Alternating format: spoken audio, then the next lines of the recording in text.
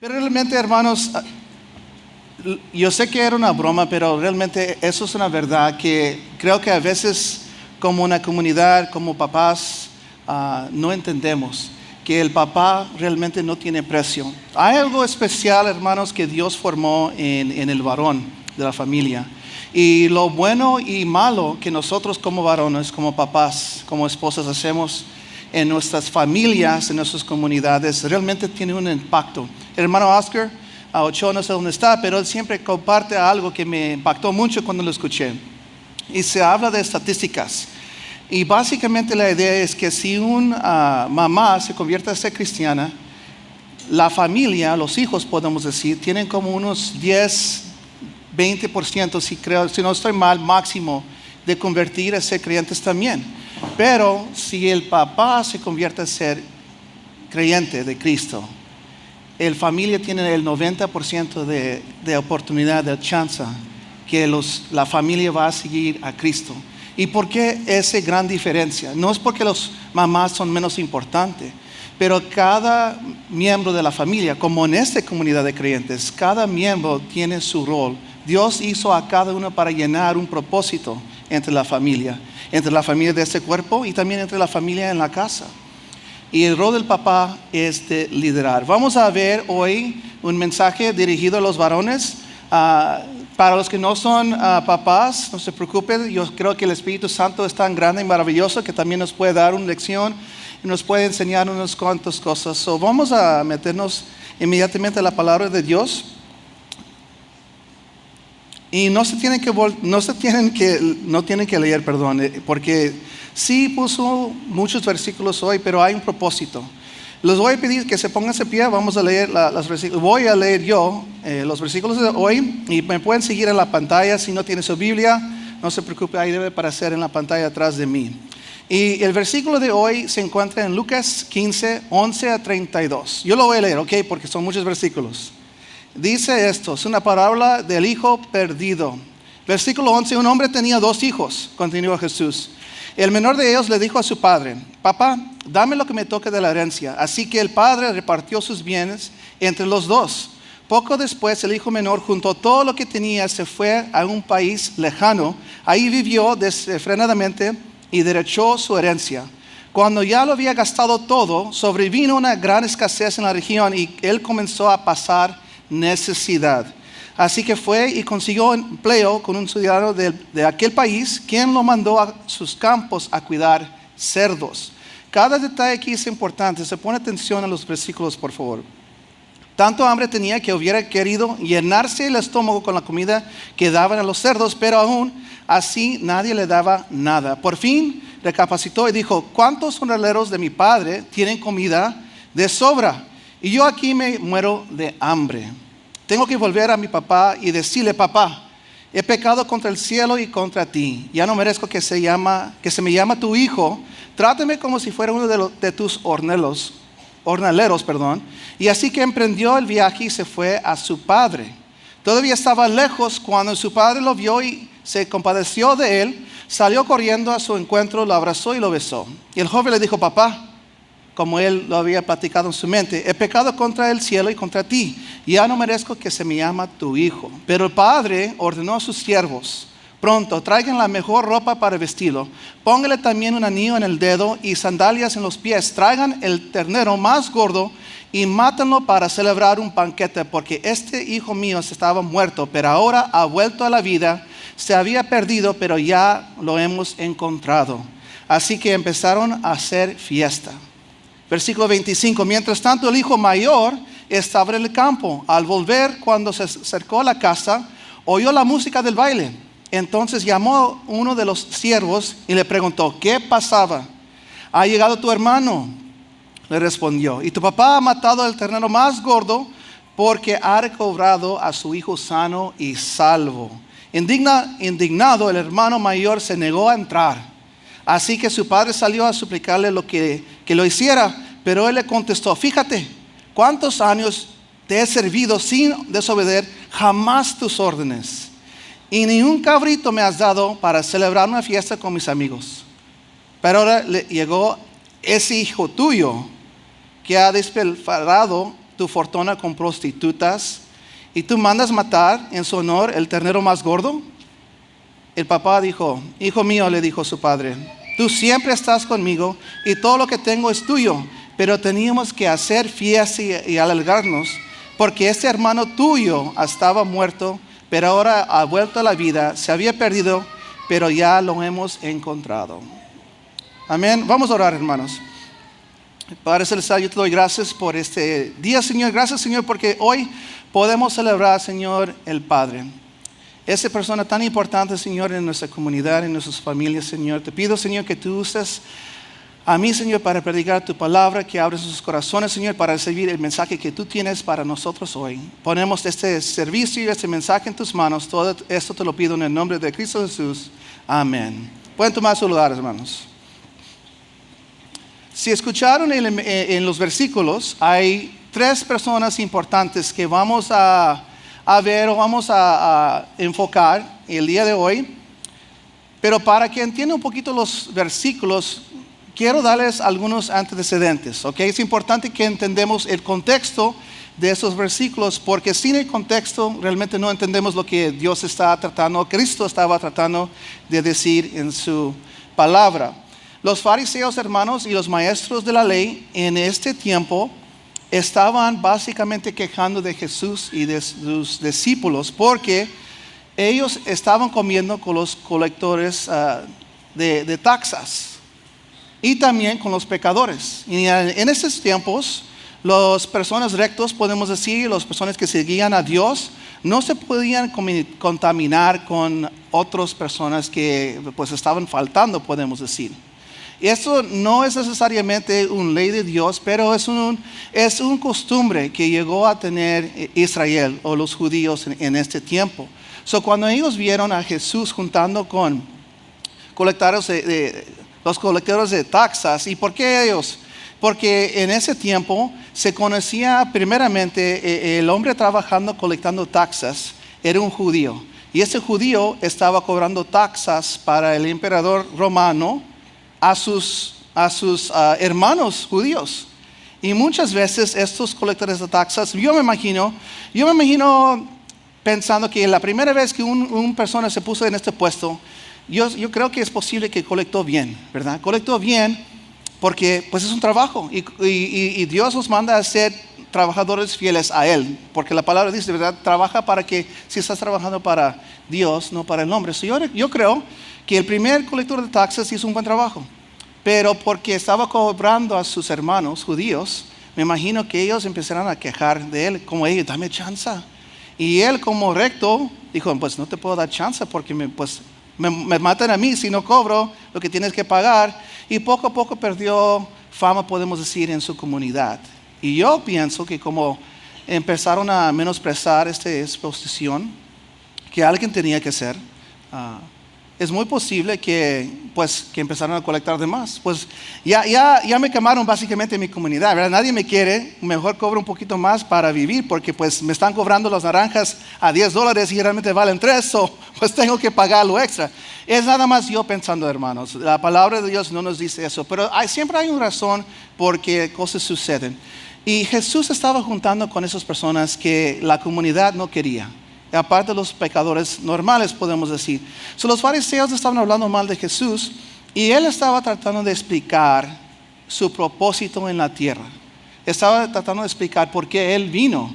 Y él, como las personas que han leído la palabra de Dios, usa siempre parábolas para explicar el propósito o lo que Dios tiene para nosotros. Quiero enfocar primeramente con el Padre, porque es muy importante el Padre en este rol. Y para que entiendan un poquito más del costumbre, el padre, hermanos, en Israel era la cabeza de la casa. Hay un dicho, una palabra en hebreo que dice Bet Av, y básicamente es casa de mi padre. Yo sé que normalmente en la cultura hispana puede ser que la mamá era la más, que dirigía más la familia de vez en cuando, ¿verdad? Encontramos eso a veces en nuestra cultura aquí, pero en Israel el papá básicamente era la cabeza de la casa. Lo que él decía era, ¿verdad? Él era la cabeza. Génesis 24:7 nos dice esto: el Señor el Dios del cielo que me sacó de la casa de mi padre y de la tierra de mis familiares, y que bajo juramento me prometió dar esta tierra a mis descendientes, enviará a su ángel delante de ti para que puedas traer de ella una mujer para mi hijo. Y eso es Abraham hablando, ¿verdad?, a su siervo. Regrese a la casa de mi padre. También el padre, hermanos, número 2, era la autoridad en ese tiempo. Génesis 18, 19 nos dice esto: yo lo he elegido para que instruya a sus hijos y a su familia, a fin de que se mantengan en el camino del Señor y pongan en práctica lo que es justo y recto. Así el Señor cumplirá lo que le ha prometido. El hombre, hermanos, aparte de ser la cabeza, dirigiendo la familia, también es la autoridad. Lo que él decía, y a veces confundimos eso, básicamente creo que podemos decir que lo que él decía era lo que teníamos que hacer, pero más importante, autoridad quiere decir, hermanos, que él tiene el trabajo de guiar su familia en el camino de Dios. Si tú eres varón aquí, si tú eres un padre, tu trabajo es de guiar tu familia.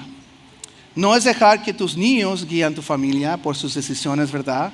Y tampoco es dejar que tu esposa te motiva a leer tu palabra o de guiar a la familia en devocionales. Es nuestro trabajo como varones hacer esto. Obviamente tenemos que enfrentar cultura, ¿verdad?, como ellos en este tiempo. Y a veces la dinámica de la familia no es fácil superar ciertas cosas culturales, pero es nuestro trabajo como varones. Y más, hermanos, puedo decir que hoy en día la posición o la importancia del padre es más importante, porque nuestros jóvenes están enfrentando muchas dificultades en esta vida, en este mundo. Y tu rol como padre es más importante, puedo yo decir, que antes, porque hay muchas otras cosas que se están presentando como no obstáculos, pero cosas que quieren sacar a tu hijo del camino de Dios. Y tu rol como varón de guiar tus hijos y tu esposa y tu familia en el camino de Dios es más importante que ningún otro tiempo, creo que en nuestra historia. Punto número 3, era el dueño de la propiedad. Lucas 15, 12 nos dice esto. El menor de ellos le dijo a su padre, y eso es regresando al versículo central, los versículos centrales, de hoy. El menor de ellos le dijo a su padre: papá, dame lo que me toca de la herencia. Así que el padre repartió sus bienes entre los dos. Hubo 2 hermanos y él estaba pidiendo la propiedad. El papá era el dueño de la propiedad, de las ovejas, de las vacas, de los campos, de lo que tenían en esos tiempos. Y eso pasaba por hijo a los descendientes. Vimos quién era el padre en Israel, pero también es importante ver el costumbre, ¿verdad?, de esos tiempos. Al final, hermanos, en la vida de un varón judío, él bendecía a sus hijos. Y eso lo puedes leer en el Antiguo Testamento. Muchas veces los cabezas de Israel, como Abraham, como Israel, como Jacobo, cada vez que llegaban a morir antes, siempre vemos que ellos hablan a sus hijos en frente de ellos, ¿verdad? Y dan bendición, comparten los bienes, ¿verdad? Entonces, en este tiempo, el hecho que el hijo menor le dice a su papá: papá, dame mi herencia.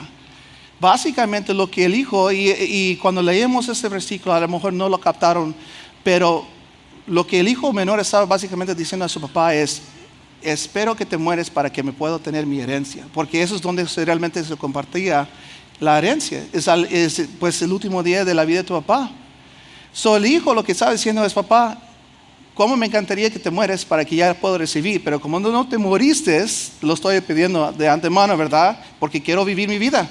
Quiero deshacerme de tu casa, quiero vivir mi vida, lo que yo quiero hacer, no quiero seguir tus reglas, quiero lo que me pertenece a mí cuando te mueres, pero lo quiero ahorita. Si no sabemos de la cultura de los judíos, no entendemos eso, no entendemos. Podemos entender como hoy en día tu hijo viene y dice: hey papá, sabes que yo sé que estabas guardando dinero para mi colegio, dámelo ahorita y déjame ir a hacer mi vida. Pues hoy en día no se suena tan mal, ¿verdad? Porque ¿cuántos de nosotros como padres estamos juntando para nuestros niños? Algunos, ¿verdad? Pues Espero que algunos. Algunos de nosotros estamos juntando. Si no estás juntando, empieza a juntar, hermanos. Pero no es igual en aquel entonces, porque en aquel entonces se daba esta herencia al final de la vida de tu padre. Y el hijo le estaba preguntando antes que él moría.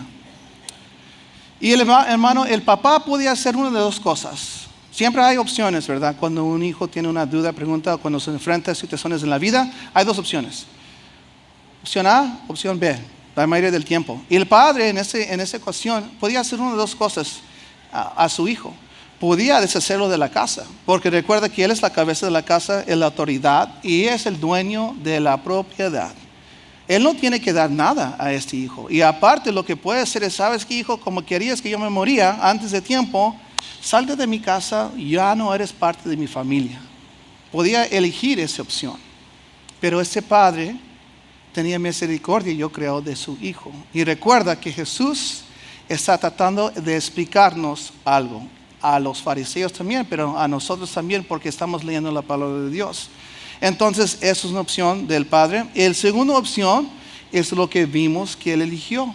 Garó, no mitad, porque en esos tiempos el hijo mayor recibía doble porción. Básicamente hay 3 porciones aquí. El hijo menor recibe una tercera porción de toda la propiedad y se va. Es importante entender este hijo menor. Vamos a platicar un poquito del hijo menor. La palabra nos dice que él se fue a un país lejano, importante. ¿Por qué importante? Porque recuerde que estaba viviendo en una comunidad. La comunidad en ese tiempo era más importante de la comunidad de hoy. Hoy yo vivo en Weslaco, pero voy a la iglesia en McAllen y trabajo en Brownsville. Mi comunidad, ¿cuál es? ¿Cuál es mi comunidad, verdad? A veces es un poquito difícil de entender. Pero en aquel entonces tú vivías, ibas a la iglesia y trabajabas en la misma comunidad. Solo son las mismas personas. Y como los pueblecitos eran bien pequeños, muchas veces todos sabían de todos. Este hijo que pidió de su papá la herencia antes de morir y que iba a gastar dinero en vivir lo que él quería vivir, no lo podía hacer fácilmente en su comunidad. Primer punto contra este hijo menor es, pues no sé si es contra o por, ¿verdad? Porque tenía la inteligencia de saber, ¿sabes qué? Si quiero vivir mi vida, hay que salir de esta comunidad donde todos me conocen. Déjame ir lejos para hacer mi vida como yo quiero. ¿Y qué hizo el hijo? Aparte de hacer que su papá pasaba una gran vergüenza, porque que tu hijo desea que te mueres, no habla muy bien de ti como papá. Los pueblos, hermanos, como les dije, eran bien pequeños. El hecho que ese hijo, aparte de pedir dinero antes, dejó a su padre en muy mal nombre entre esta comunidad. Y este padre podemos decir, era rico porque tenía campos y tenía vacas y diferentes cosas. No era pobre, no fácilmente podía levantarse y ir a otra comunidad. El papá tenía un mal nombre ya en esta comunidad. Pero también lo que no se platica es que la familia vivía del campo. ¿Ok? Piensa que hay un negocio y un niño pide mitad del negocio. Ya la familia no tiene mitad del negocio para poder vivir y existir. El trabajo, aparte de ser la autoridad y la cabeza, el papá también tenía que mantener toda la familia bajo su cuidado. Entonces, él perdió un tercero de los ingresos para la familia. Y eso es algo que a veces no enfocamos. Pero el hecho que él saque un tercero, lleva un tercero de las finanzas de la familia. Y ya la familia tiene que existir y vivir bajo 2 terceros nomás. Y vendiendo su herencia, hermanos, aparte de esos primeros 2 problemas, es muy posible, porque él quería salir a otra comunidad y vivir como él quería, que pues no podía llevar tierra, ¿verdad? No podía llevar un campo. ¿Qué tenía que hacer? Tenía que venderlo. Y las personas que estaban en esa comunidad sabían, hey, este chavo está vendiendo. Y yo sé que quiere ir, le voy a ofrecer mucho menos de lo que podía valer esa propiedad. Entonces, aparte de dar vergüenza a su papá, aparte de quitar un tercero de su propiedad, sus finanzas, muy probablemente vendió todo en muy bajo precio. Perdió mucho el valor de de las finanzas de la familia para poder ir y salir a vivir su vida. Y dice la palabra de Dios que él llegó a lo profundo, llegó a lo bajo. Lucas 15:14 dice esto: cuando ya lo había gastado todo, sobrevino una gran escasez en la región y él comenzó a pasar necesidad. La Biblia nos dice que él tomó un trabajo a cuidar cerdos. Otro punto importante para este hijo, porque recuerden que los judíos estaban prohibidos comer cerdo. Dios dijo: este animal no es limpio para ustedes, no los pueden comer. Pero aparte tampoco deberían tocar estos tipos de animales, porque recuerda que está cuidando cerdos y el cerdo no va a vivir por siempre, es posible que se muere, y los judíos estaban impedidos tocar los animales muertos, cerdos. Básicamente, algunos comentarios dicen que es muy posible, como él pasó necesidad, perdió todo su dinero, que este pueblo donde él vivía no querían mucho los judíos y le dieron un trabajo que pensaron que un judío nunca jamás tomará, que es cuidar cerdos. Pero, ¿qué piensan? Pues lo tomó porque estaba en necesidad. Él pasó una gran vergüenza en esta área. Levítico 11:7-8 nos dice esto: el cerdo, porque tenía la pezuña partida en dos, pero no es rumiante, este animal será impuro para ustedes. No comerán la carne ni tocarán el cadáver de estos animales. Ustedes los considerarán animales impuros. Este hijo menor, hermano, se dio cuenta que los jornaleros de su papá comían mejor que él y decidió regresar. Y la pregunta es: ¿por qué no había regresado antes a la casa? ¿Por qué se bajó hasta el piso? Podemos decir que ese hijo menor tenía opciones, ¿verdad? Pero esperó hasta el último punto de vida. No comida, no finanzas, y hasta eligió el más bajo trabajo que un judío podía elegir. ¿Por qué llegó tan profundo? Esa es otra cosa. Si no estudiamos la cultura del día, no entendemos. Y la cosa es que hay un costumbre, y esa costumbre se llama, porque ustedes saben que me gustan investigar, ¿verdad? Me gusta entender la cultura para que podamos entender lo que Dios quiere enseñar en los versículos. Esta ceremonia, esta costumbre se llama el quesasa. Y el quesasa, hermanos, básicamente es cuando un hombre judío hace un gran vergüenza a la familia se deshace públicamente de este hijo.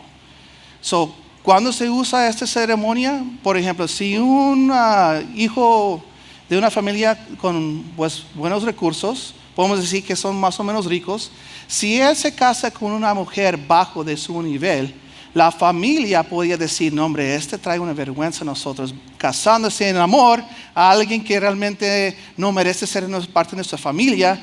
Vamos a deshacernos de este hijo malo, este hijo tonto, podemos decir. Ellos podían hacer esta ceremonia. La otra manera donde ellos podían hacer esto es si alguien perdía su finanza, la fortuna de la familia, a los gentiles. Recuerde que los gentiles y los judíos no se juntaban. El hecho que este judío hijo menor va afuera del campo, y podemos entender que fue afuera del tribu de Israel, gastó su herencia y lo perdió a los gentiles porque vendió y gastó acá, que la familia podía deshacer de este hijo públicamente. Y lo que hicieron es, hay un gran horno, y no sé cómo se miraba, no investigué el foto, ¿verdad? Tampoco va a aparecer aquí, pero básicamente sacan un gran horno públicamente, invitan a toda la comunidad. Recuerde que es una pequeña comunidad de unos cuantos líderes. Lo sacan, lo ponen enfrente de toda la familia y este hijo malo, y lo quebran. Y eso es básicamente diciendo a todas las personas que hay testigos: le vamos a deshacer esta parte de la mía de nuestra familia, porque ya no vale nuestro nombre. Y el nombre en aquel entonces era muy importante. Como en ciertas de nuestras familias el nombre es muy importante todavía, ¿verdad? Porque tenemos como las Garzas contra los Ortegas o contra los Ramírez, ¿verdad? Eso no pasa en la iglesia de en español, yo sé. Pero en aquel entonces sí pasaba. ese hijo estaba enfrentando esto. Gran escasez, falta de recursos, falta de comida, trabajo más bajo. Y yo creo que los teólogos dicen, por eso no quería regresar a casa, porque si regresaba, es muy probable que le van a avergüenzar públicamente entre toda la comunidad donde él quería regresar. Estaba pensando mucho en regresar, ¿regreso o no regreso? ¿Paso la vergüenza o no paso la vergüenza? Algunos teólogos dicen que él regresó no con buenas intenciones, regresó porque quería comer, ¿verdad? La Biblia no nos dice claramente, pero yo creo que el hijo menor sí llegó a ser arrepentido. Yo creo, ¿verdad? Yo creo que Jesús, usando este versículo, esta palabra, lo dijo porque quería enseñarnos algo. Y la familia, hermanos, tenía algo que hacer. Llegamos al tercer personaje en los versículos, y es el hijo mayor. Y aquí es la importancia para nosotros hoy en día, aparte del Padre. La Biblia nos dice en Lucas 15, 25 a 32, que el hijo mayor se enojó. Y quiero que sean honestos con ustedes mismos. No me digan verdad, pero piénsalo. Si tu hijo menor saca un tercero de tus finanzas de familia, vamos a suponer que tienen una empresa, ¿verdad? Y saca el tercero de lo que todos vivían, va y vive una vida bien malo y regrese. ¿Van a estar felices ustedes como hermanos o van a estar enojados? Enojados, ¿verdad? Pues yo creo que yo voy a estar enojado. Si soy honesto, ¿verdad? Si soy honesto, voy a estar enojado. Y cuando yo leí este versículo la primera vez, yo pensé, pues el hermano mayor tiene toda razón. Mira, este hermano malo quería que mi papá se muriera. Aparte, gastó malmente, ¿verdad?, el dinero de la familia. Y después quiere regresar. No, hombre, que se quede afuera. No merece estar parte de nuestra familia. Pero eso es, si somos honestos, esto es nuestra carne hablando acerca de nuestro hermano. Y yo pienso, pues como muchos de ustedes dijeron también, no soy el único que no merecía regresar a la familia, ¿verdad? Su hermanos cometió gran pecados contra el papá y la familia, y en vez que el padre le daba lo que merecía, le dio compasión. Y no entendemos como hijos mayores por qué. La definición, hermanos, de compasión es esto. Según el diccionario Merriam-Webster, es la conciencia comprensiva de la angustia ajena junto con el deseo de aliviarla. Esa es compasión. ¿Recuerden a quién representa el hijo mayor? Porque les dije en los antecedentes, ¿verdad? Jesús está explicando algo a alguien, un grupo de personas, y su parábola los tres personajes tienen, pues representan a alguien en la vida. Obviamente el hijo menor representa a todos nosotros. Todos nosotros que podemos estar aquí sin Cristo, o a lo mejor recibimos a Cristo y nos alejamos de nuestro Padre Celestial, o que nunca has llegado a conocer a Cristo como tu Señor y Salvador. Eso representa a nosotros, el hermano menor. ¿Y por qué digo eso? Porque si no eres creyente, puedes decir, pues ¿qué he hecho mal yo? Soy una buena persona. El simple hecho que tú vienes de Adán, de donde todos nosotros vinimos, quiere decir que tú tienes pecado en ti. Has cometido pecado por el linaje de Adán. Entonces tú necesitas compasión. Tú necesitas a alguien dispuesto a recibirte en tus errores. ¿Quién representa el Padre? Pues el Padre en esta historia representa a Dios el Padre, ¿verdad? Que está dispuesto a ofrecer misericordia. El hijo mayor, ¿quién representa el hijo mayor? Pues en estos tiempos representa a los fariseos y los maestros de la ley. Y recuerden lo que dije sobre los colectores de taxas. Todo empieza con bien motivos. Dios, hermanos, mandó a reglas a los judíos, a los hebreos, ¿verdad? Cómo vivir. Y tenía propósito lo que Dios estaba mandando. Dios quería una nación puro, santo, como Él es santo. Mandó reglas.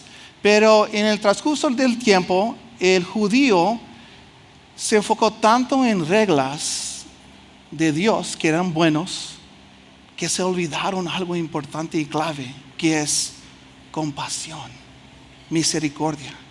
Ellos, hermanos, se enfocaron tanto en seguir estas reglas tan derechos y rígidos, que se olvidaron que las personas que ellos menospreciaban eran sus hermanos en la nación de Israel.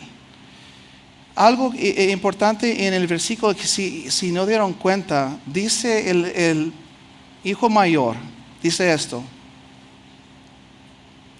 indignado, el hermano mayor se negó a entrar, así que su padre salió a suplicarle que lo hiciera. Pero él le contestó esto, dice: fíjate cuántos años te ha servido. Y quiero que ponga aquí los fariseos y los maestros de la ley. Fíjate cuántos años te ha servido sino desobedecer, Dios, jamás a tus órdenes.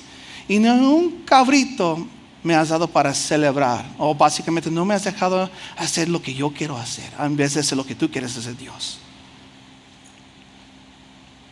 Pero ahora llega ese hijo tuyo. No es mi hermano, ese es hijo tuyo. Esa persona perdido que no sigue las reglas y las leyes de lo que tú mandaste por Moisés.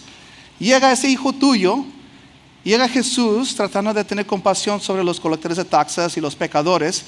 Y aquí están los fariseos y los maestros de la ley diciendo: yo no me puedo juntar con ese perdido pecador. ¿Y por qué, Jesús, estás malgastando tu tiempo en juntar con ellos cuando yo estoy aquí sin desobedecer? Seguir las reglas de Moisés, puro y santo, y voy al templo para hacer lo que Dios me manda hacer. ¿Por qué estás andando con ellos? Con esos hijos tuyos, ¿verdad? Y dice, ¿qué dice la papá? Dice: hijo mío, le dijo su padre, tú siempre estás conmigo. O sea, fariseos, tú siempre estás conmigo, eres parte de mi nación, eres llamado en el tribu de los 12 tribus que yo prometí siempre cuidar, siempre cuando me siguen a mí. Y todo lo que tengo es tuyo. Pero teníamos que hacer fiesta y alegrarnos porque este hermano tuyo, no hijo mío, pero hermano tuyo, estaba muerto, pero ahora ha vuelto a la vida y se había perdido, pero ya lo hemos encontrado. Amén. Hermanos, los fariseos se olvidaron compasión. Mateo 9:13 nos dice esto: pero vayan y aprendan qué significa esto. Palabras de Jesús: lo que pido de ustedes es misericordia, y no sacrificios, porque no he venido a llamar a justos, sino a pecadores. Otra versión de Mateo 9:13, en la nueva traducción viviente, dice esto: quiero que tengan compasión y que no ofrezcan sacrificios. Vamos a terminar con el Padre otra vez, porque quiero que entiendan clavemente lo que significa lo que Él hizo en este tiempo donde Jesús está compartiendo esta parábola. Lucas 15, hermanos, 20 nos dice esto: entonces regresó a la casa de su padre, y cuando todavía estaba lejos, su padre lo vio llegar. Primeramente, ese padre no estaba trabajando en el campo, no estaba enfocado tanto, podemos decir, en los negocios, estaba viendo afuera. Yo me imagino como cualquier padre amoroso, lleno de compasión, está enfocado. ¿Va a venir hoy?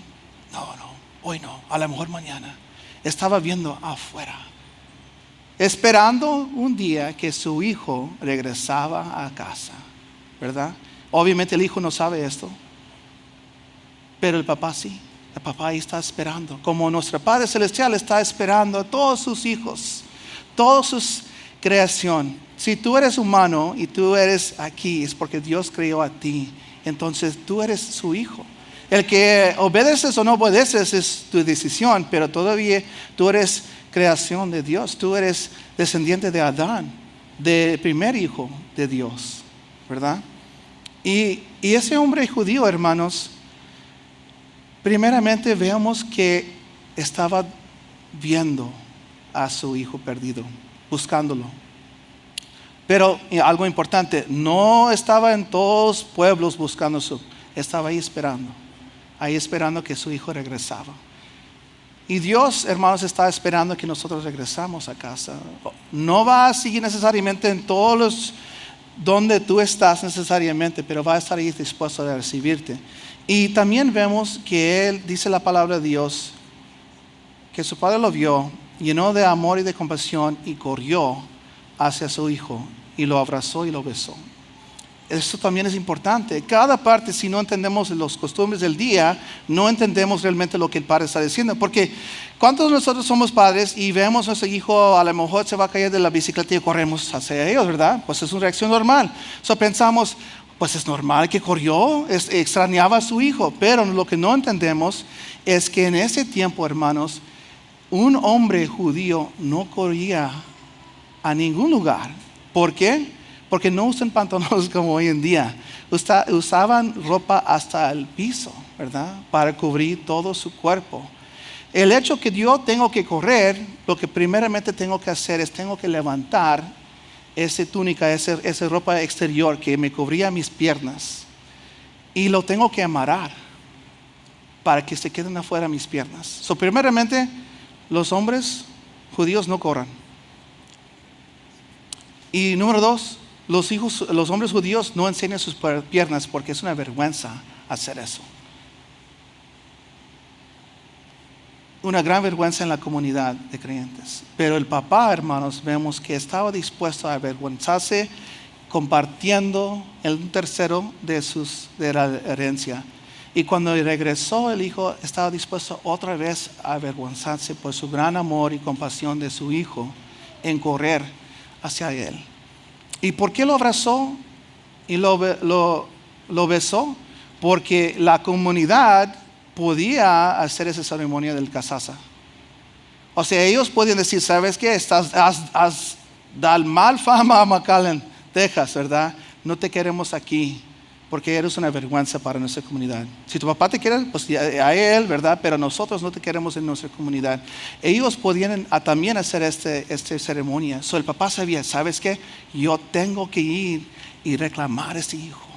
Le tengo que besar y abrazar porque públicamente enseño en frente de toda la comunidad. Recuerda, no es como hoy en día, ¿verdad? Cuando el hijo llega a tu casa. No, para llegar a tu casa tenía que llegar a la comunidad. Tenía que pasar en frente de ellos. Su papá sabía, déjame lanzarme a alcanzar a este hijo perdido, porque si no lo alcanzo es muy posible que esta comunidad les eche para afuera.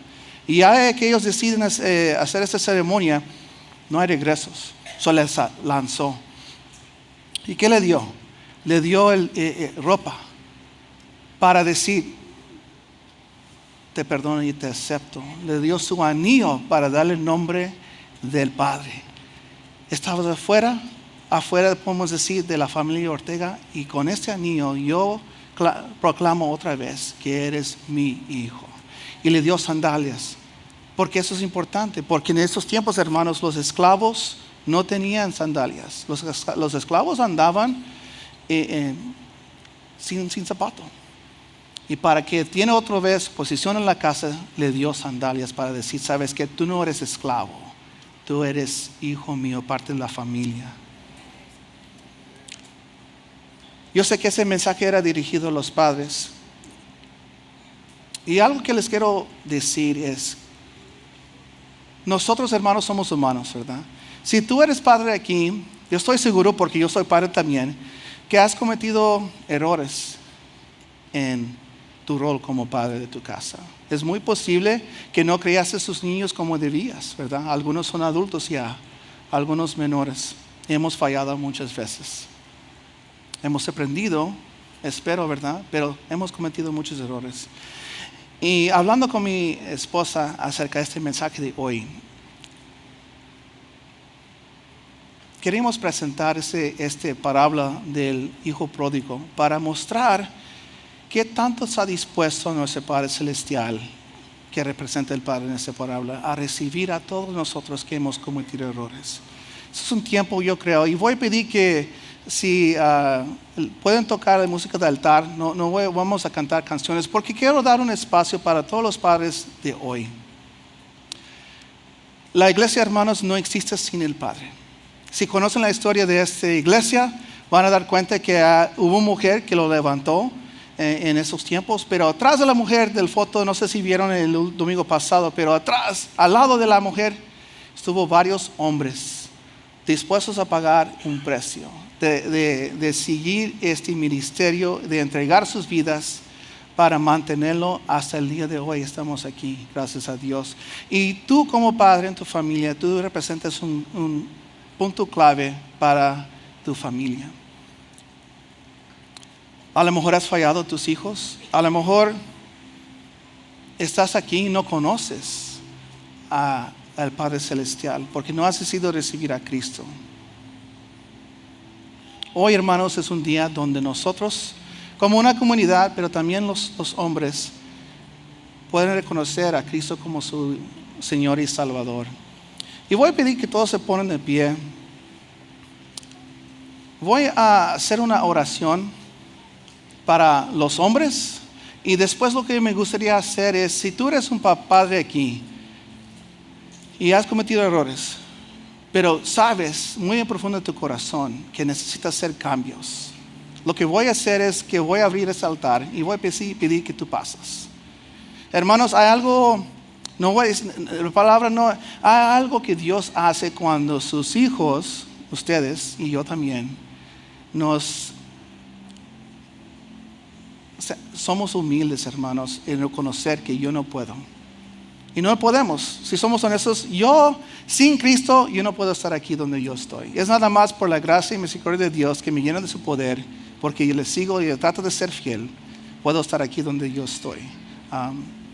Y cuando tú pasas enfrente, lo que estás enseñando a Dios es que sabes que Dios, yo no puedo hacerlo todo. He cometido errores, como me imagino muchos de nosotros, pero estoy dispuesto a intentar de nuevo. Estoy dispuesto como ese hijo perdido a entender que sin ti yo no puedo ir. Deseo regresar. Deseo entregar mi vida a ti para que tú puedas llenarme de tu poder. Voy a orar primeramente para todos los papás. Vamos a hacer una llamada a recibir a Cristo, pero después me gustaría que si tú eres uno de esos papás que sabes que has cometido errores y quieres empezar de nuevo, quiero que tú vienes enfrente y tú hablas con tu Padre Celestial. No vas a hablar a mí, yo no soy tu Padre Celestial, tienes un Padre Celestial allá. Y no necesariamente quiero que el grupo de oración pase. Pueden pasar si quieren, pero eso realmente es para los padres que están aquí hoy en día. Que tú sentiste este mensaje y tú decides hacer algo diferente. Vamos a abrir este altar para que tú puedas venir a hablar con tu Padre Celestial, que está siempre dispuesto con sus manos abiertas de extender compasión y misericordia y de mostrar su amor a ti. Vamos a orar, hermanos. Voy a orar por los padres. Padre Celestial, te doy gracias, Señor, por todo varón que está aquí, Señor, todo padre. Dios, tú sabes, Señor, porque tú mandaste a tu Hijo aquí, a este mundo, Señor, y porque Él te puede mostrar, Señor, la condición del corazón humano. El trabajo, Señor, de un padre es difícil.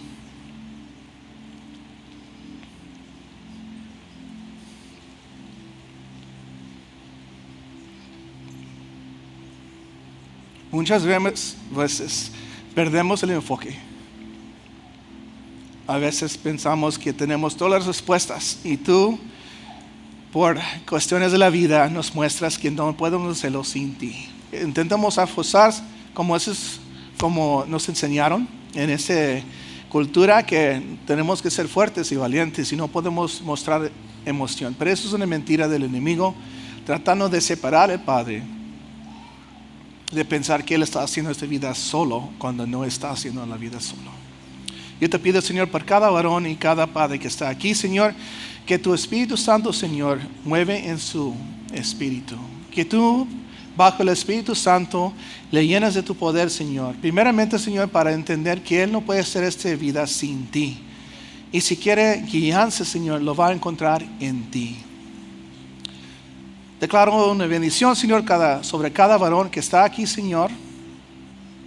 Y pedimos, Señor, que tú sigues llenando los varones, Señor, para que ellos puedan liderar nuestras familias. Porque con una familia sano y completo, Señor, puede mucho para la obra de Dios. Ponemos toda familia, Señor, todo varón en tus manos. En el nombre de Cristo Jesús te lo pido. Amén. Hermanos, si tú estás aquí y no has entregado tu vida a Cristo y quieres tener un Padre Celestial que te ama, es compasivo contigo, lleno de amor, voy a pedir que tú levantes tu mano para que juntos como una comunidad podamos orar por ti recibiendo a Cristo hoy.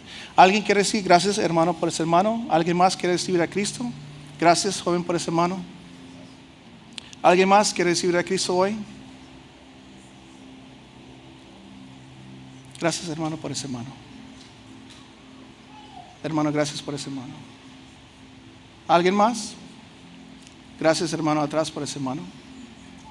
Vamos a hacer esta oración juntos como una comunidad de creyentes y después el altar va a estar abierto para que tú llegas a orar con tu Padre Celestial. Vamos a orar todos juntos. Padre Celestial, recibo el perdón que Cristo pagó por mí. Yo me arrepiento de mis pecados y yo sé con esa decisión de fe que mi hogar será el cielo contigo. Gracias, Señor, por tu compasión y misericordia y porque siempre tienes sus brazos abiertos para mí. En el nombre de Jesús te lo pido. Amén.